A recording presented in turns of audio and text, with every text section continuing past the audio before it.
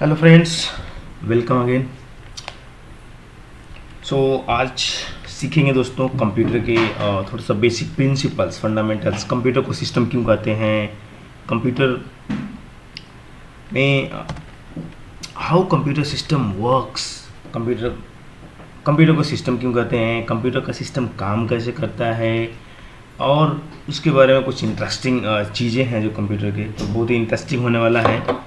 आप वीडियो को पूरा देखें तो you will get some new knowledge. So let's start. दोस्तों, व्हाई कंप्यूटर कॉल्ड सिस्टम? आपने तो सुना होगा दोस्तों कि सिस्टम, ये सिस्टम है, वो सिस्टम है, सिस्टम सही काम नहीं कर रहा है। कंप्यूटर को सिस्टम क्यों कहा जाता है? सबसे पहले जानते हैं कि सिस्टम की डेफिनेशन क्या होती है, सिस्टम किसको कहा जाता है। What is system? Where there are two or more components connected with each other and work together to achieve a specific goal. System क्या होता है? कई सारी कंपोनेंट होते हैं। एक सपोज एक मशीन होती है, कई सारे उसके कंपोनेंट होते हैं, वो आपस में कनेक्टेड होते हैं एंड वो एक स्पेसिफिक गोल के लिए, जिनके लिए उसको बनाया गया है, वो अचीव करने के लिए वो सारे कंपोनेंट मिलकर काम करते हैं। वो सिस्टम होता है। जैसे गवर्नमेंट है, गवर्नमेंट के अलग अलग डिपार्टमेंट्स हैं, एग्रीकल्चर है, फाइनेंस है, पीडब्ल्यूडी है, वो सारे मिलके एक काम करते हैं कि to make people life easy, to development, to देश को एक नए दिशा में ले आने के लिए, प्रदेश को एक नए ऊंचाइयों पर ले जाने के लिए, उसके लिए काम करने के लिए। तो दैट इज सिस्टम।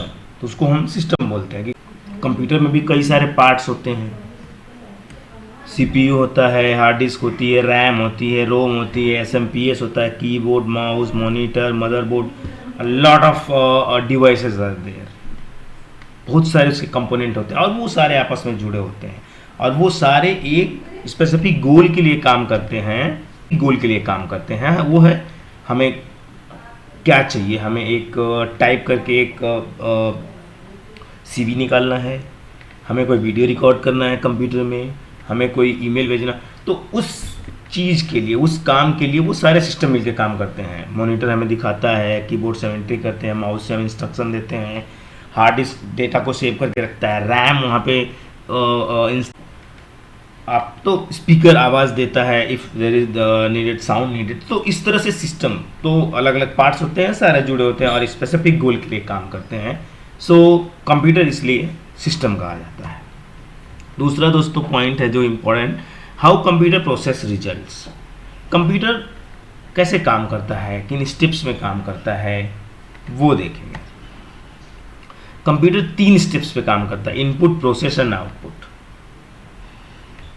और इसमें आगे देखेंगे कि गीगो फैक्टर क्या होता है कंप्यूटर में, वो बड़ा इंटरेस्टिंग है।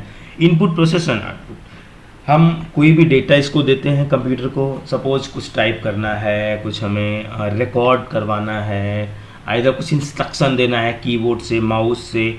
तो वो जो होता है कीबोर्ड से, माउस से, या जॉयस्टिक से, या किसी टच पैड से, वहाँ से इंस्ट्रक्शन देने को इनपुट करते हैं। और जिस डिवाइस से देते हैं वो इनपुट डिवाइस होती है, राइट। तो इनपुट हो गया, अब उसको अंदर वो प्रोसेस करता है। तो उसका जो प्रोसेस होता है उसको सीपीयू प्रोसेस करता है। आइदर मैथमेटिकल ऑपरेशन दिया है तो वहाँ पे काम करेगा, अदरवाइज उसको वापस आउटपुट डिवाइस में भेज।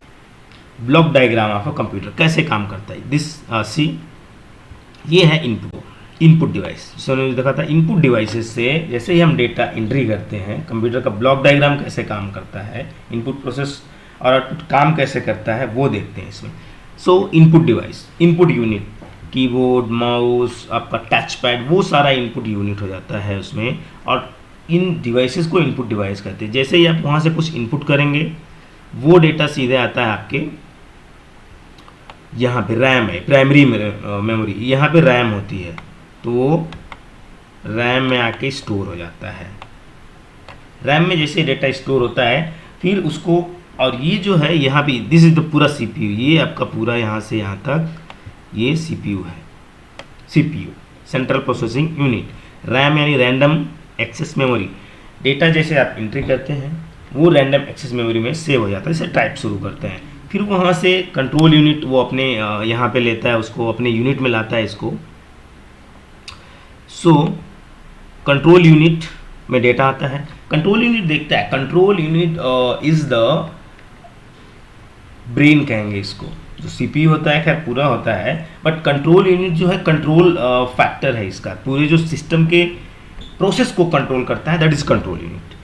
कंट्रोल यूनिट डिसाइड्स कि किस डेटा को क्या करना है। रैम में आ गया डेटा, को कंट्रोल यूनिट में आ गया। आप सपोज सिंपल टाइप कर रहे हैं कि Ram is going to market, he is going to purchase something something something, so यहाँ पे आएगा कंट्रोल यूनिट में। कंट्रोल यूनिट देखता है, ये सिंपली एंट्री है केवल। देखिए ये जो एरो है इसका मतलब है डेटा इधर जाएगा भी एंड यहाँ से डेटा आएगा भी, तो कंप्यूटर कंट्रोल यूनिट में जाता है। कंट्रोल यूनिट देखता है कि भाई केवल सिंपल एंट्री है, फिर उसको वापस भेजता है रैम में और इसको बोलता है आप इसको आउटपुट में दिखा दो। तो आउटपुट में यानी आप इसको मॉनिटर पे दिखा दो, आप इसको प्रोजेक्टर, सपोज जो भी जुड़ा हुआ है प्रोजेक्टर पे वो शो करता है।